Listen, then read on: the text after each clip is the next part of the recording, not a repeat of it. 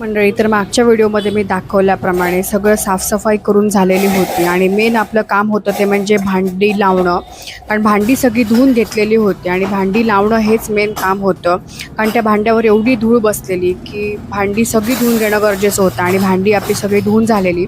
आणि जसं आम्ही रोज म्हणजे नेहमीप्रमाणे लावून ठेवतो तशी मी भांडी लावून घेतली, म्हणजे जेवणाची, नाश्त्याची, म्हणजे ही मला दुसऱ्या दिवशी पटकन मिळतात.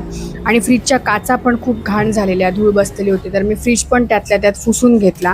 तर हे बघा, माझं हे स्टँड लावून झालेलं आहे. मला कमेंटमध्ये नक्की सांगा, कारण ह्यात माझे खूप कष्ट आहेत. तर हे टोप मी एका साईडला लावून ठेवलेले होते, म्हणजे टोपात टोप घालून. आणि हे तुम्हाला कोकणात किंवा प्रत्येकाच्या घरात असे बघायला मिळतात, सुंदर टोपाची रचना आणि केलेली असते, तर दिसायला पण छान दिसतात. तर हा होता आपला हॉटेलचा साफसफाईचा स्टार्ट टू एंड व्हिडिओ. तर पहिला व्लॉग पण नक्की बघा जर बघितला नसेल तर, आणि कसा वाटला तर मला कमेंटमध्ये नक्की सांगा. भेटूया नवीन व्लॉग.